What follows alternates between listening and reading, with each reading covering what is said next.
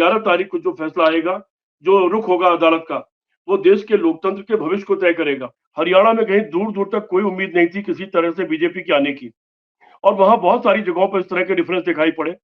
कई ऐसे गाँव निकले, जहाँ खुद उम्मीदवार ने अपना वोट, अपने परिवार का वोट डाला, उसका वोट 0 निकला। महाराष्ट्र में तो और ज़्यादा हास्यास्पद स्थिति हो गई। वहाँ पर भी एक उम्मीदवार ने कहा, क्या मेरे परिवार ने मुझे वोट नहीं डाला? क्या मैंने भी नहीं डाला? उसका वोट 0 निकला। इसके अलावा लोकसभा और विधानसभा का चुनाव जहाँ एक साथ हुआ, उसी लोकसभा के अंदर 6 विधानसभा चुनाव हुए। उसमें विधानसभा सब बीजेपी जीत गई और लोकसभा कांग्रेस जीत गई। वहाँ पर भी सवाल ये उठा कि लोगों ने क्या अगल-बगल रखी हुई 2 मशीनों में अलग-अलग तरह वोटिंग किया है क्या? ये बड़ा सवाल है। दूसरे, लोकसभा चुनाव में विधानसभा चुनाव के मुकाबले कई लाख वोट कम निकले। तो ऐसा कैसे संभव है कि एक ही बूथ में जाकर के एक आदमी एक मशीन पर वोट करता है और दूसरे को उपेक्षा करके चला जाता है? इस तरह के ये इतने गंभीर सवाल उठे हैं कि निश्चित तौर पर इस बार मशीन कटघरे में खड़ी है, वीवीपैट कटघरे में खड़ी है, चुनाव की प्रक्रिया कटघरे में खड़ी है। दोस्तों नमस्कार, मैं हूं विनीता यादव। आप देख रहे हैं न्यूज नशा आदत हर खबर की। खबर बड़ी दिलचस्प होगी जब 11 तारीख को सुप्रीम कोर्ट में संजीव खन्ना की बेंच के सामने ईवीएम के मामले की सुनवाई होगी। यह मामला सुप्रीम कोर्ट पहुंच चुका है। मुख्य न्यायाधीश संजीव खन्ना की अध्यक्षता वाली पीठ इस मामले पर सुनवाई करेगी। दरअसल हरियाणा के पूर्व मंत्री और 5 बार के विधायक करण सिंह दलाल ने सुप्रीम कोर्ट में याचिका दायर कर इलेक्ट्रॉनिक वोटिंग मशीन यानी ईवीएम के सत्यापन के लिए एक स्पष्ट नीति बनाने की मांग वाली याचिका सुप्रीम कोर्ट में दायर कर दी और इस याचिका को जस्टिस दीपांकर दत्ता और जस्टिस मनमोहन की पीठ के सामने पेश किया गया था। लेकिन पीठ ने कहा कि इस याचिका को मुख्य न्यायाधीश संजीव खन्ना खुद सुनेंगे, जिसके बाद मुख्य न्यायाधीश संजीव खन्ना की अध्यक्षता वाली पीठ अब इस मामले पर सुनवाई करने जा रही है 11 तारीख को। याचिका में कहा गया कि ईवीएम के सत्यापन को लेकर सुप्रीम कोर्ट ने एसोसिएशन फॉर डेमोक्रेटिक रिफॉर्म बनाम केंद्र सरकार मामले में जो आदेश दिया था उनका पालन किया जाए। दलाल ने लखन कुमार सिंगला के साथ मिलकर ये याचिका दायर की। दोनों को हालिया विधानसभा चुनाव में दूसरे सबसे ज्यादा वोट मिले थे। याचिकाकर्ता ने मांग की है कि चुनाव आयोग को निर्देश दिया जाए कि वो ईवीएम की बर्न मेमोरी या ईवीएम के 4 भागों control unit, ballot unit, VVPAT और सिंबल लोडिंग यूनिट के माइक्रो कंट्रोलर की जांच कराने का प्रोटोकॉल तुरंत लागू करे। ये मामला बहुत ज्यादा गंभीर होता जा रहा है। क्या वाकई में इससे और भी तस्वीर बदलने वाली है, ये सब देखना होगा। सुप्रीम कोर्ट ने बीते साल, आपको याद भी होगा कि ठीक चुनाव से पहले, लोकसभा चुनाव से पहले भी कुछ दिन पहले ही ये इस तरह का मामला जो है वो सुप्रीम कोर्ट पहुंचा जब था, तब उनका ये कहना था कि चुनाव के बाद इत्मीनान से तरीके से हर पक्ष को समझते हुए, हर माइन्यूट डिटेल को देखते हुए इस पर सुनवाई की जाएगी। और अब ये 11 तारीख 11 फरवरी जो है वो इसी के लिए निर्धारित हो चुकी है। चुनाव परिणाम जब घोषित हुए थे उसके बाद दूसरे या तीसरे चरण पर रहने वाले उम्मीदवार, अगर हम हरियाणा की बात करते हैं यहाँ पर, तो वो जो उम्मीदवार हैं उनके परिणाम घोषित होने के बाद 7 दिनों के भीतर संबंधित जिला निर्वाचन अधिकारी को ईवीएम सत्यापन की मांग का आवेदन दे सकते हैं। दरअसल यहाँ पर एक बहुत बड़ा सवाल लगातार उठ रहा है कि किस तरह से ईवीएम की जो मेमोरी है वो यूज हो रही है, कैसे उसकी बैटरी जो है वो वापस फुल चार्ज होती है। इस तरह के तमाम पहलुओं पर अब सुप्रीम कोर्ट में सीधे सीधे पूरी सुनवाई होने जा रही है। आइए इस पर चर्चा करते हैं डॉक्टर सीपी राय जी के साथ और समझते हैं कि क्या ये अब कुछ वाकई में तस्वीर बदलने वाली है। क्या अभी तक विपक्ष जिन मामलों को लेकर लगातार बार बार तमाम तरह की याचिकाओं को लेकर सुप्रीम कोर्ट जो पहुंच रहा था, और कई बार फटकार भी लगा दी थी सुप्रीम कोर्ट ने कि इतने मामले ईवीएम के आ चुके हैं लेकिन कुछ प्रॉपर कॉन्क्रीट नहीं दिखाई दे रहा है सर इसमें। लेकिन अब ये तस्वीर जो दिखाई दे रही है इस मामले के साथ में, ये थोड़ी ज्यादा गंभीर लग रही है। एक एक माइन्यूट डिटेल के साथ वो सुप्रीम कोर्ट पहुंचे हैं। आपको लगता है कि क्या ईवीएम पर अब की बार भी सुप्रीम कोर्ट जो है वो इस तरह से नजरअंदाज कर पाएगा इस मामले को जिस पर पूरे देश की नजर टिकी हुई है? विनीता, इस बार किसी बहुत समझदार वकील ने और टेक्निकल लोगों ने मिलकर मुझे लगता है कि ये केस डाला है। इसमें सिंगला और दलाल लोग जो कि नंबर 2 रहे हैं और 4-5 बार विधायक रहे हैं, उन लोगों ने केस किया है। और प्रशांत भूषण का जो ऑर्गेनाइजेशन है एडीआर, वो भी इसके शामिल है। यद्यप कई सारे मामले ऑलरेडी पेंडिंग हैं, महाराष्ट्र के कोर्ट में, लोकल हाई कोर्ट में और हरियाणा के हाई कोर्ट में रिजल्ट को लेकर के भी मामला पेंडिंग है। लेकिन ये इस बार टेक्निकल इशू उठाया गया है। अभी तक क्या हो रहा था, सिर्फ बात हो रही थी कि मशीनों में गड़बड़ है, लेकिन इस बार इन्होंने इतना टेक्निकल बना दिया है इसको कि अब इसकी उपेक्षा कर पाना बहुत आसान नहीं होगा। उन्होंने सीधे सीधे चारों यूनिट की बात की है और ये कहा कि इसका कोई प्रोटोकॉल तय नहीं है। सुप्रीम कोर्ट ने पहले एक बार एक फैसला किया था और ये फैसला किया था कि चुनाव हो जाने के बाद उस मतदान क्षेत्र में कम से कम 5% जो मशीनें होंगी उनकी वीवीपैट की जांच की जाएगी। उसका अगर डिफरेंस आता तो वो निश्चित तौर पर बहुत सारी पोल खुल जाती, लेकिन इस पर चुनाव आयोग ने कोई एक्शन नहीं लिया। चुनाव आयोग को जो मॉक पोल करता है शुरुआत में, और मॉक पोल में सबके सामने दिखाता है, सिर्फ उतने तक उसने सीमित रखा कि लीजिए हमने 5 वोट डाला, 5 ही वोट निकला। उसके अलावा बाकी क्या प्रोग्रामिंग है क्या नहीं। इनका जो याचिका है वो ये है कि सारी किसी भी प्रोसीजर के बाद वो मशीन के चारों पार्ट कंप्लीटली लॉक हो जाते हैं कि नहीं हो जाते हैं, कि फिर उसमें कोई छेड़छाड़ नहीं की जा सकती। बैटरी फुल होना और वो होना तो एक अलग इशू है, लेकिन ये एक बड़ा इशू है। और ये बड़ा इशू इस बार इतना महत्वपूर्ण इसलिए है कि सर्वोच्च न्यायालय केवल आपराधिक मुकदमे या सिविल के मुकदमों के लिए नहीं बना। सर्वोच्च न्यायालय की जो बड़ी भूमिका है वो तो कॉन्स्टिट्यूशन के कस्टोडियन की है, कॉन्स्टिट्यूशन को डिफाइन करने की है। कॉन्स्टिट्यूशन पे कहीं चोट तो नहीं पड़ रही है, और कॉन्स्टिट्यूशन का एक पार्ट ही है लोकतंत्र। को लोकतंत्र है तो कॉन्स्टिट्यूशन है, कॉन्स्टिट्यूशन है तो लोकतंत्र है। अभी लोकतंत्र कटघरे में खड़ा है, लोकतंत्र पर क्वेश्चन मार्क है। तमाम चुनाव निश्चित तौर पर बड़े पैमाने पर उसमें धांधली के आरोप लगते रहे, और लोग ये कहते हैं कि कोई छोटा मोटा प्रदेश चुनाव जिता देते हैं और बाकी जो बड़ी जगह होती है उसको जीत लेते हैं। इस तरह की रणनीति उन्होंने अपना रखी है। कोई उपचुनाव होता है तो वो जीतने देते हैं, और बाकी चीजें जो होती हैं उसको बाकी छोटे उसको चुनाव जिता देते हैं और बड़ी चुनाव जीत लेते हैं, उपचुनाव जिता देते हैं। इस तरह की चीजें होती रहती हैं। तो इसमें विनीता ये बड़ा मुद्दा है। अभी हरियाणा में आपने देखा, हरियाणा में कहीं दूर दूर तक कोई उम्मीद नहीं थी किसी तरह से बीजेपी के आने की, और वहां बहुत सारी जगहों पर इस तरह के डिफरेंस दिखाई पड़े। कई ऐसे गांव निकले जहां खुद उम्मीदवार ने अपना वोट अपने परिवार का वोट डाला, उसका वोट 0 निकला। महाराष्ट्र में तो और ज्यादा हास्यास्पद स्थिति हो गई। वहां पर भी एक उम्मीदवार ने कहा क्या मेरे परिवार ने मुझे वोट नहीं डाला, क्या मैंने भी नहीं डाला, उसका वोट 0 निकला।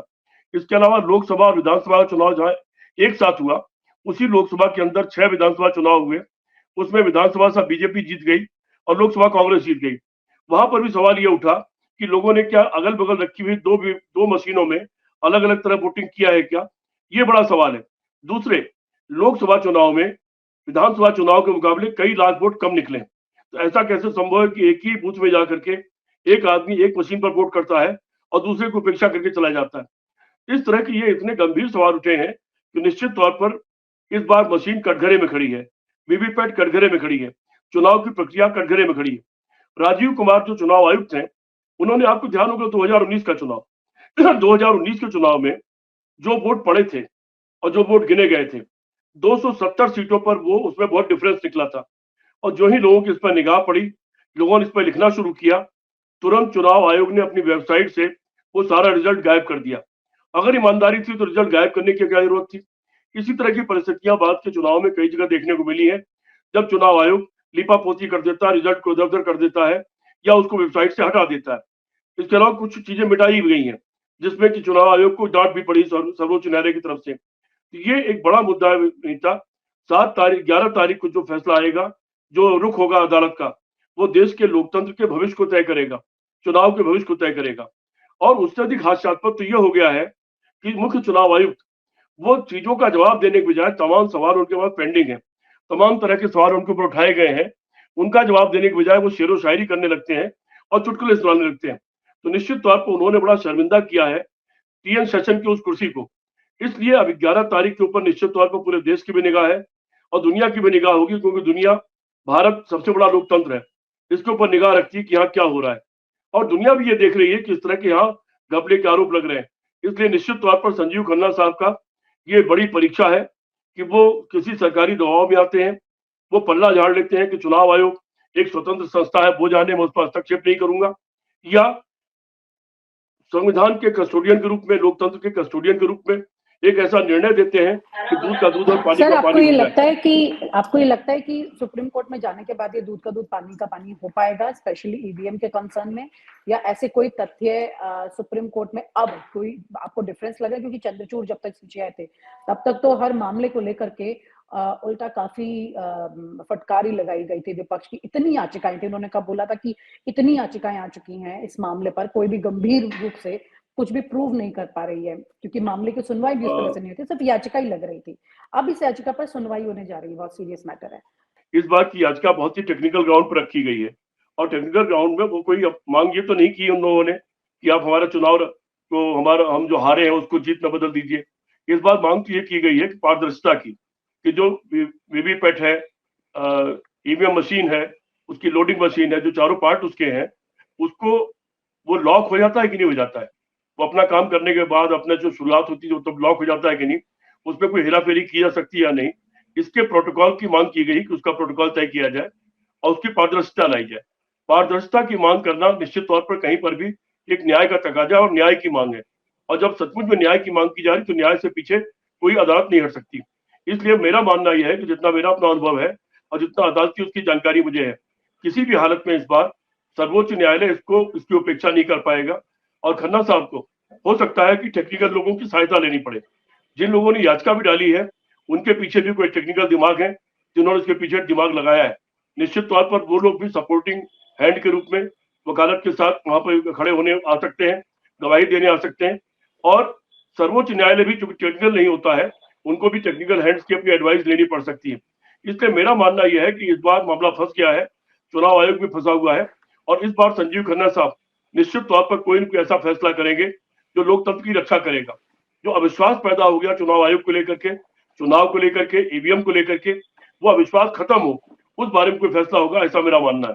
जी विनीता जी। सर, ये तो आपका ही मानना है कि ये एक बड़ी उम्मीद है कि 11 तारीख को काफ़ी कुछ तस्वीर इसमें साफ हो जाएगी।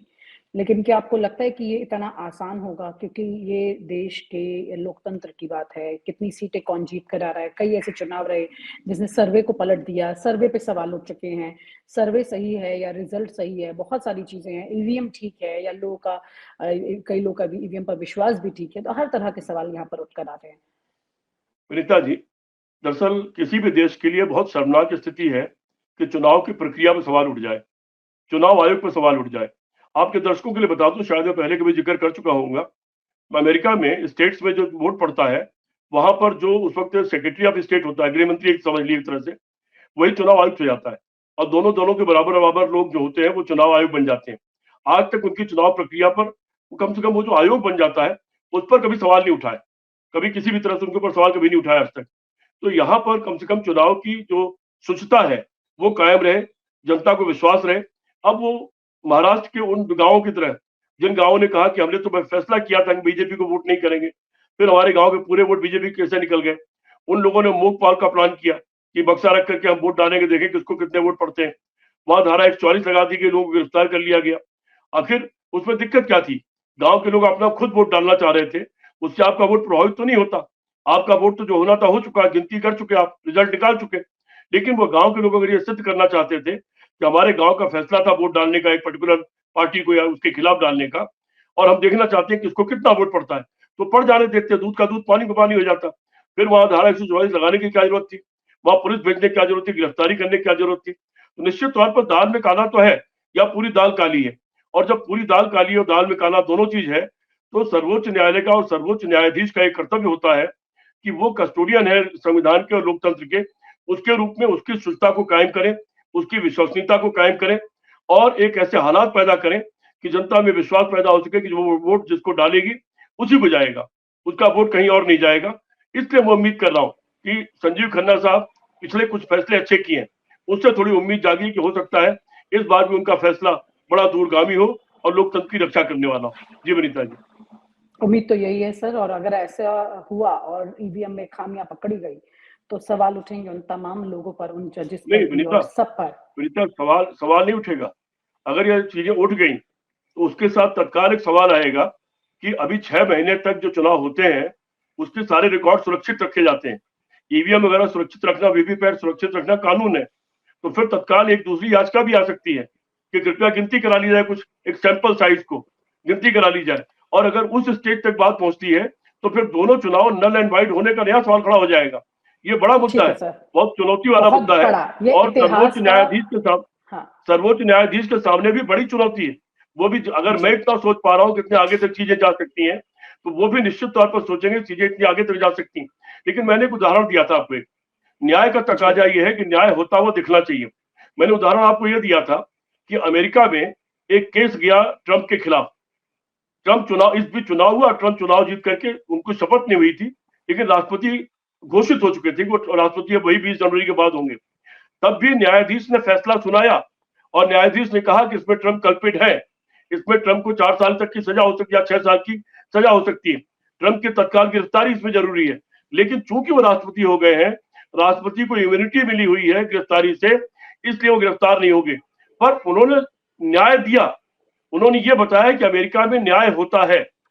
अब वो इम्यूनिटी किसी को मिली उसके नाते वो गिरफ्तार ना हो, कार्रवाई ना हो, वो अलग बात है। इसलिए न्याय का तकाजा यह है कि न्याय होता हुआ दिखना चाहिए। मुझे ऐसी उम्मीद है कि शायद संजीव खन्ना साहब ऐसा काम करेंगे कि न्याय होता हुआ दिखेगा और लोगों का फिर भरोसा जागेगा चुनाव प्रक्रिया पर भी और सर्वोच्च न्यायालय पर भी। ये बहुत ही इस वक्त चुनौती का समय है देश के सामने। दोनों का मामला बड़ा चुनौतीपूर्ण है और दोनों की शंका की दृष्टि से लोग देख रहे हैं, और दोनों पर अगर शंका रहेगी तो निश्चित तौर पर देश का लोकतंत्र भी कमजोर होगा, देश की आस्था भी कमजोर होगी न्यायालय को लेकर के। जी विनीता जी। जी सर, जी सर, ये बहुत बड़ी बात है। और अगर ऐसा कुछ हुआ तो जो वक्त गुजर जाता है वो तो लौट कर नहीं आ सकता है, लेकिन आगे के लिए न्याय जरूर होगा। बहुत बहुत शुक्रिया sir, thank you so much for sharing your thoughts. और आप हमसे जुड़े रहने के लिए सब्सक्राइब करें YouTube पर, फॉलो करें Twitter पर और लाइक करें Facebook पर। और ज्यादा जानकारी के लिए आपको टाइप करना होगा सिर्फ न्यूज नशा।